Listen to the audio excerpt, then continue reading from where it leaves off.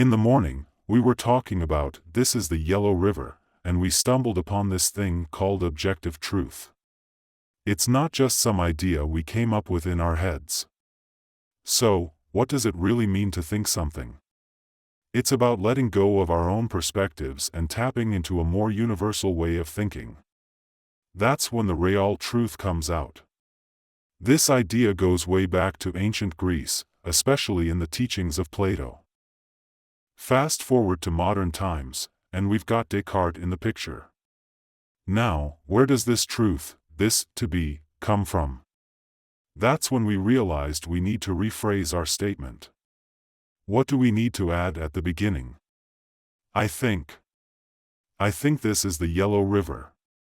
So, where does this is come from? It's all about what we think.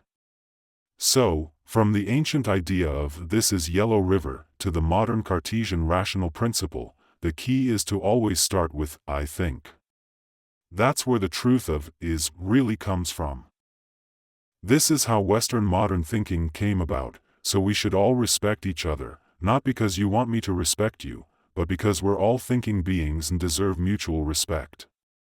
Our thoughts are our own truths, so I think, and you can think too. If we disagree, we can have a debate. Thinking isn't just for a select few, it's something we all share. We all have a responsibility for the state of the world, and that's what Descartes' principle is all about. Everyone's mind is capable of thinking, and we all have a responsibility for the world. That's what Descartes meant with, I think, therefore I am. It's not just a game of logic, it's about establishing the principle of modern thinking, guided by reason. So, during the Enlightenment, they basically swapped out God for reason.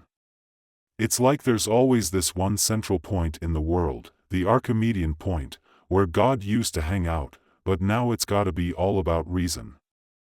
From Kant to Hegel, German classical philosophy has always been totally cool with the French Revolution. Even though things got pretty messed up afterwards, with guillotines in Paris and Robespierre getting the chop, turning the fight for freedom into a total nightmare, it's like a tragic twist in history. But hey, Western philosophy has always given a nod to the principles of the French Revolution. What did Kant say? He basically thought the French Revolution was a big deal for human society and we can learn a lot from it. He believed that previous theories couldn't grasp the idea that people have the potential for better things and the ability to make them happen. The French Revolution showed that. Then Hegel came along and called it a game changer for humanity, like a bright new dawn. He said it's all about using reason to shape the world according to our desires, without relying on religion. The French Revolution was the only bourgeois revolution in different European countries that was all about reason, so it gets a lot of love. When Hegel was getting on in years, he was hanging out with his buddies and out of the blue he goes, "Hey, do you guys know what day it is today?" His pals were stumped for a second, and then Hegel goes, "It's July 14th, bring out the champagne, let's toast to the anniversary of the French Revolution." That's just a quick trip down memory lane, but it's a pretty big deal in history. The French are out there fighting in the streets, while the Germans are deep in thought. It's a pretty interesting collaboration. Among all the modern nations in Europe, the French, with their passion, took down the old feudal monarchy system and set up a political system that works for capitalism. The French are in the thick of street fighting, and the Germans are pondering over German classical philosophy, basically, the German take on the French Revolution. This kind of thinking is crucial, because without it, all these movements for social change keep missing the mark. We need to get those new social principles right into people's hearts, and that's exactly what German classical philosophy is all about. So, these two nations teamed up like this. You've got the French nation in the heat of battle, and the German nation deep in thought. This kind of thinking is super important, as it plants those new social principles deep in the European soul. Another guy, Martin Luther, what did he bring in? Deep down in the Christian soul, it's all about individual independence. So, the first capitalists in Europe were all Protestants, which is pretty interesting. What was life like for these Protestants? Well, they were hardworking and frugal. They didn't blow their riches on wild living, and they even seemed pretty tight-fisted. Why? Why were these early capitalists so diligent and thrifty? How did they get rich? They made their money in the name of God. They could only take on the aristocracy by growing their own wealth, because money was their personal stuff that they could move it around. The more they had, the more the power of the aristocracy's land and assets was shaken. It was a battle, a fight of the lower class against the upper class. So, the rise of capitalism is really about movable property winning out over immovable property. In medieval Europe, there wasn't any land just lying around without an owner. Every piece of land had its own boss, which was totally different from how things worked in ancient China. Over there, the land was passed down through the family, and once you had it, it was yours for keeps. But in China, the emperor was the big cheese and could dish out land or take it away as he pleased. In medieval Europe, a king couldn't just swipe a noble's land unless they went to war and got totally trounced. Sure, the nobles could get beat and have their land taken, but they could always put up a fight.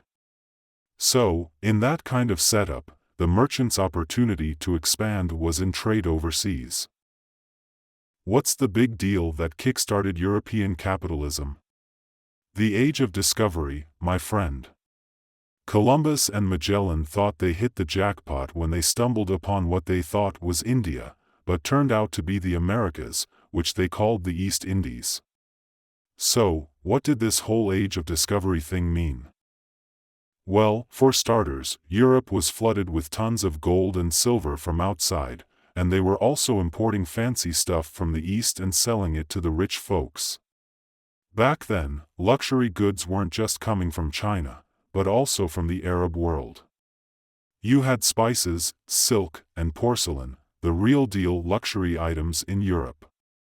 The European merchants, especially the Brits, were all over the place trading with the East and selling the goods to the high and mighty in Europe. This meant they were raking in the dough from the nobility, and the merchants' pockets were overflowing with cash.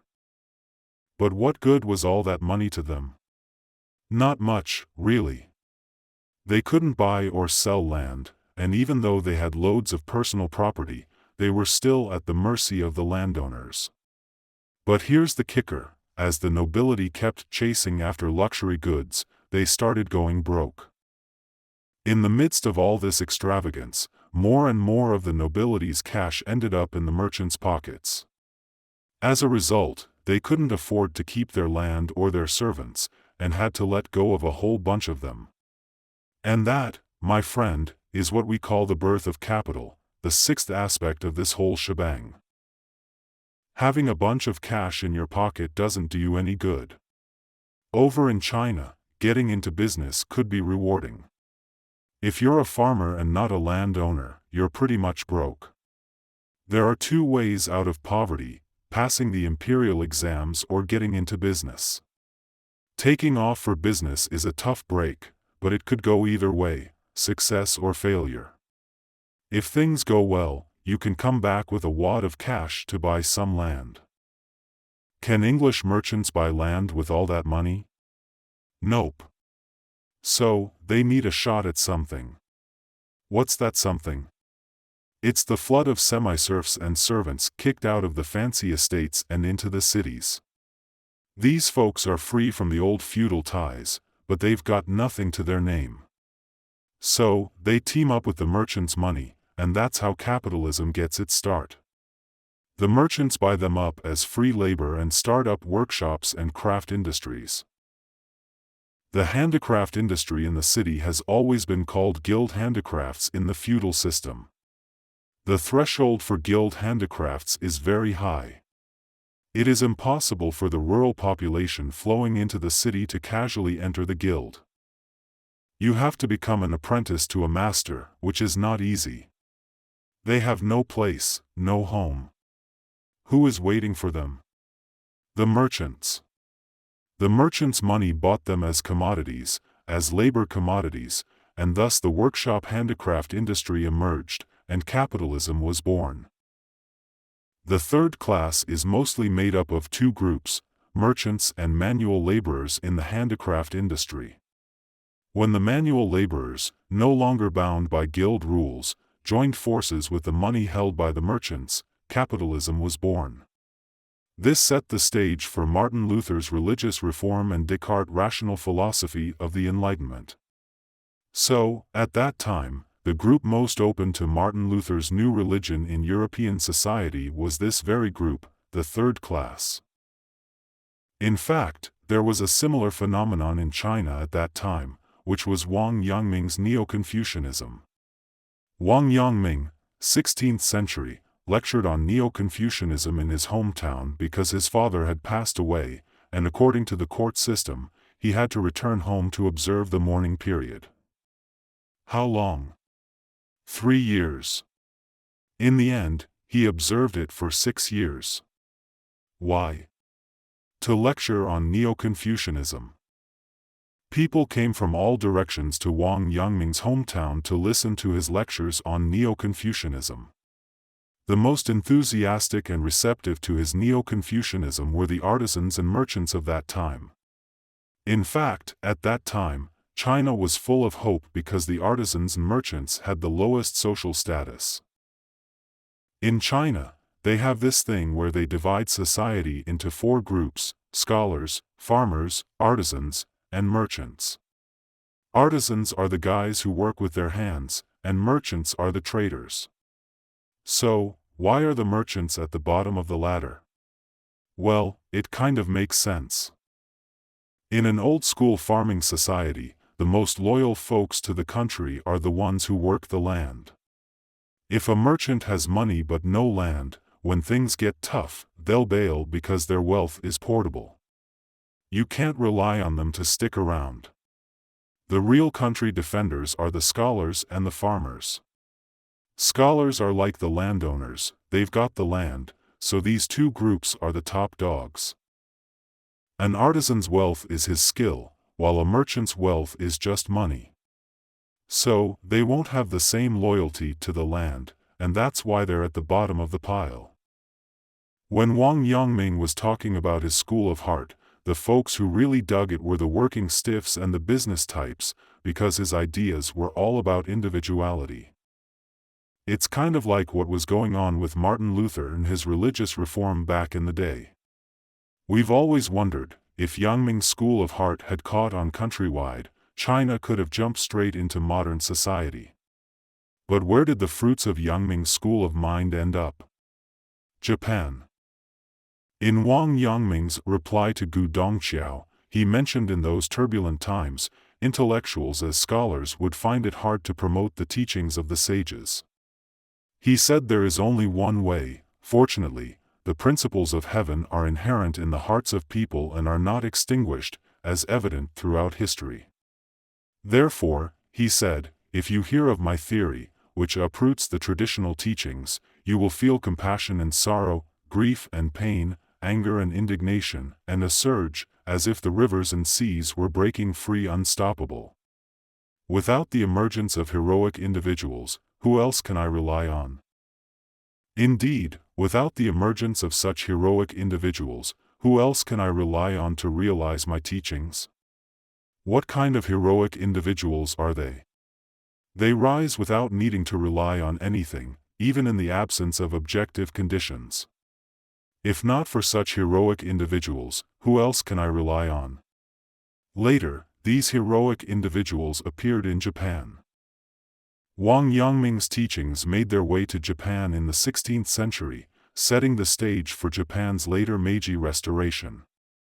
This shows how spreading ideas can have a big impact on a country. People have been asking me, and I've been thinking about it too, why didn't Wang Yangming's ideas catch on in China? Why couldn't they change Chinese society? My take is that during the Ming Dynasty, the political scene wasn't ready to make big social changes yet. It hadn't reached that point, but Japan was all set. At that time, who was the common enemy of all Japanese folks? The shogunate. The end of the shogunate's rule, the overthrow of the shogunate's rule, prompted many knights to rise up, which was remarkable. But is it sustainable to have just knights? There must be ideology. Wang Yangming's mind teaching was spread, and so those heroes rose up, just as Wang Yangming had hoped, unstoppable. In every field, there were great educators, great politicians, and military strategists, all of whom participated in the Meiji Restoration, achieving earth-shattering accomplishments. They later acknowledged that all of this was bestowed by Wang Yangming's mind teaching, and was inseparable from it. So much so that the Japanese even say, Japan has only one philosophy, and that is Wang Yangming's mind teaching.